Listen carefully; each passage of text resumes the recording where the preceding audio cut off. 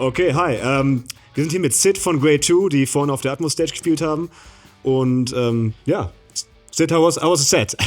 It was good. Yesterday in Rock and Park we had a lot of rain, and today the rain held out until, I'd say, like the last 5 minutes. We had like a light shower, and at the end of the set, torrential rain. So it was good today. We didn't have too much rain. How was the mud situation like? Yeah, there was a little bit. It wasn't too bad, and we managed to get people to circle pit around the mud. I was like, okay, I don't want to be the health and safety risk of the festival, but you know, I want to create that like small atmosphere, right? Even at like a huge festival like this. But I think we managed to kind of create that feeling, so it's cool. You think you managed, yeah? I think so, yeah. Like, we got the circle bit going around the mud, and it's like, okay, let's do this. Yeah, amazing. Yeah. And yeah, you just mentioned it. I mean, it's one of the biggest festivals in Germany. I mean, especially for a young UK street punk band like you playing here tonight. And what was the moment in your career when you realized things were going really well for you, that you ended up in a festival like this? Ooh, I think probably... Oh, that's a good question. It was actually supposed to happen just before the pandemic, but we got an email to tour with Social Distortion. Yeah. And it was like a 7-week tour. Wow. It was like, okay, let's see. And they were like, it's a main support slot. So I was like, whoa, okay, like we're all big fans of Social Distortion. Of course. So the pandemic came, it was cancelled. It was like, oh man, like, it was cool they thought of us. In the first year, we got another email, we're going to reschedule the tour. Yeah. I was like, oh man, like, they thought of us again. They kept it, and it got cancelled again. And I was like, oh man, like, there's no way, third time. And the email came, we're going to reschedule, and it happened.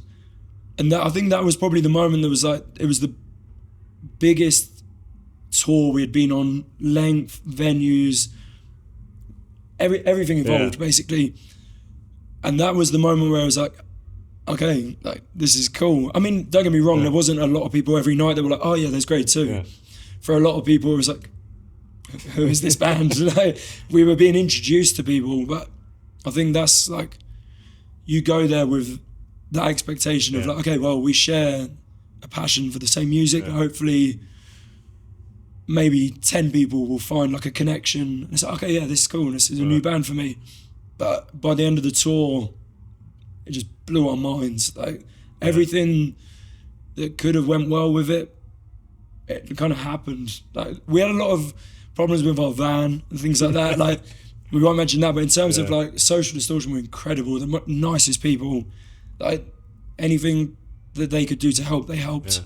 And for us being on a tour of that, like, caliber for the first time was incredible. And I mean, must have been like heroes for you, and to meet Mike Ness, it would have been for me at least. The nicest guy, the nicest guy. There's like, you know, they say like, I'll never meet your heroes, like, you never know. But it was just like kind of meeting someone you almost already know. So it was like, oh yeah, like he introduced himself. It's like, God, what a nice guy, what a nice guy. And it was to the end, all of the band, all of the crew, just great people. So did you have other moments like this where you met your heroes in the end? Well, I'm a huge Rancid fan, and we are also on Hellcat Records. Yeah, obviously, yeah. So to work with Tim, and we had the opportunity to tour together a couple of years ago. We're fortunate enough to now call them friends as well, but they're also like one of my favourite bands. Yeah. So that's kind of cool too. It's just one of those moments where it's like, you can chat like an old friend, but then when I watch the band, it's like, man, I love this song. I love this song.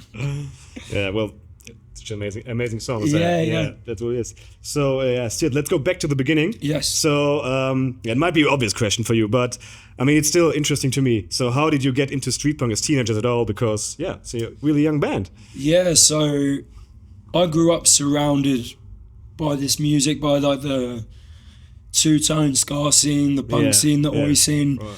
My dad was and still is a skinhead from like the early 80s. So like, he was never someone that would come home from work and watch TV. It would be like, okay, I'm home, music on. And it was always around me. And like, there's a lot of people that say, I don't want to be like my parents. Like, but there was a lot of music that I found was like, this is actually really cool. Yeah. It kind of made me like dig a little deeper. And I found like a lot of the early like Trojan record scene, a lot of like the early reggae, and then it led into more of the punk scene. By the time I was in high school, we were going to like house parties. I'd get like the phone. Yeah. Oh, I'm gonna chuck some music on. Everyone would be like, "What the fuck is this?" It's like, no, just listen. This is cool. And me and Jacob used to play football together when we were kids, and then we knew Jack in high school.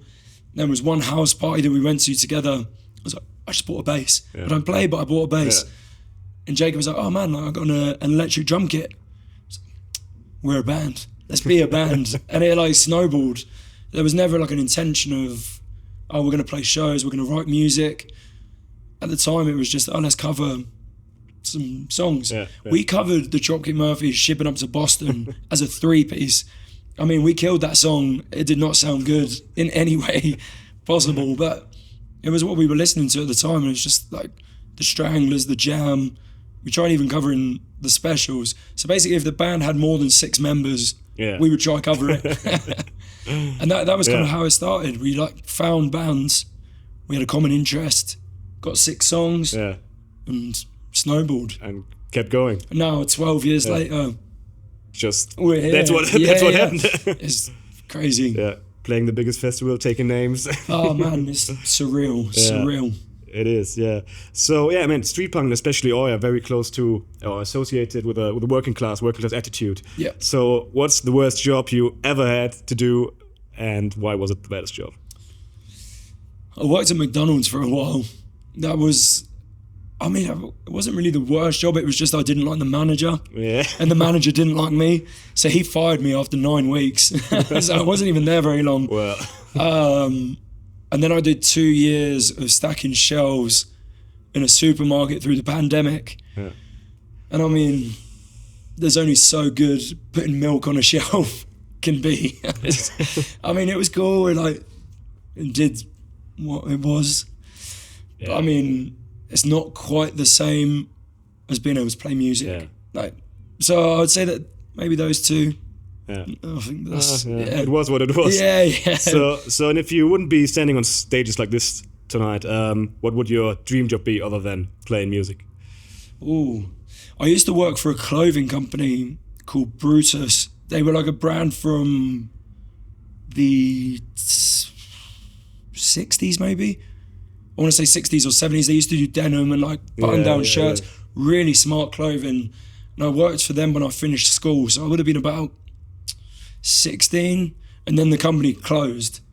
But I had such an interest in like how everything was made. Don't get me wrong, I'm no like fashion designer, but like it was an interesting job, and it was a lot of the clothes I was wearing. Yeah. So I had a lot of interest in how it worked behind the scenes. So maybe if I wasn't doing music, I would have taken more of a route into maybe how that stuff is made. I think. That would be me, I think. Yeah, beautiful, man. Yeah. And so we prepared a little list to do. We call it shootout. So let's see what hopefully we've got. we make your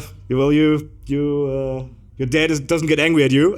Oh, we'll see. So because we start at the start, and okay, let's go. So we get a list of street punk and punk bands from the UK and the US, and we'll see who's the winner. We'll cause some controversy right now. Yeah, we had to. Low hanging fruit. That's it. So Cock Sparrow or Cockney Rejects? Sparrow. Easy. Okay. That's for me, Sparrow. We used to cover Cock Sparrow. Hello. Hello.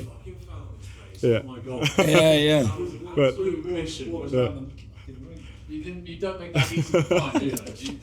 Nice to meet you guys. I'm Jack. Yeah, hey, nice to meet you. Hey, Jonas. Nice to meet you, Manny. Hi, Jonas. Jonas, I'm Jack. Nice to meet you. Nice. So, we've got 2 members of Grade 2 now.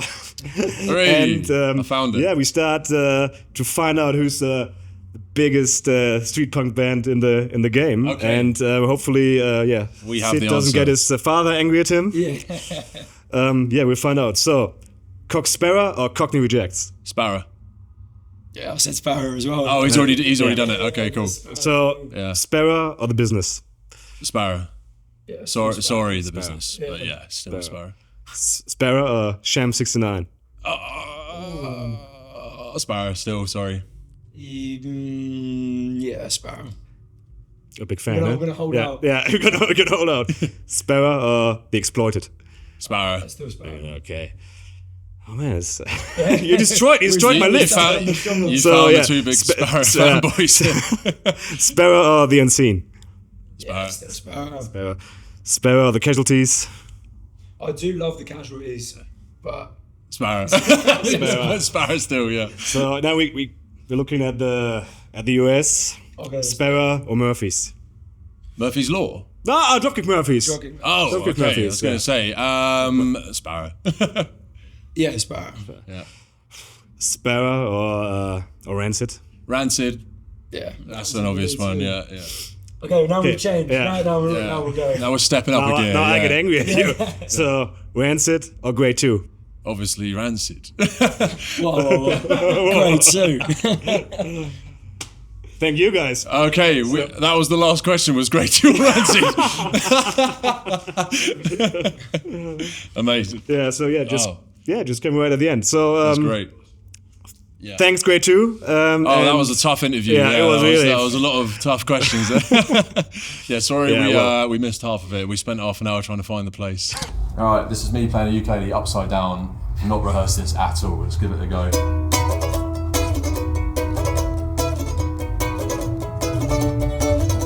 It's funny, it seems, the money in my dreams remains up in the clouds where I can't seem to reach. It's been too long since I found closure. It's hard to count my pennies in the dark times growing closer.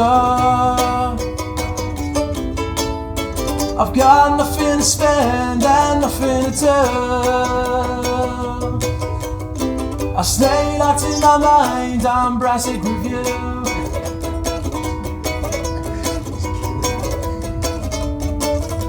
I'm chained to the walls, my possessions are sold. A step towards the outside is a step towards the whole. I watch the whole world as it passes me by. Cursed television handheld device. I've got nothing to spend and nothing to do. I stay locked in my mind, I'm brassic with you. Oh fuck. Yeah.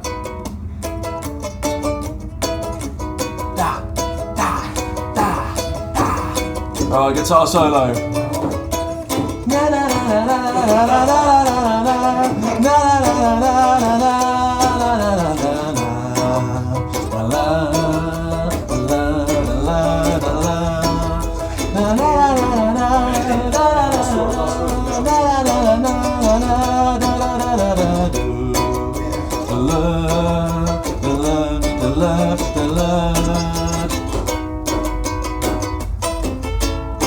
I've got nothing to spend and nothing to do.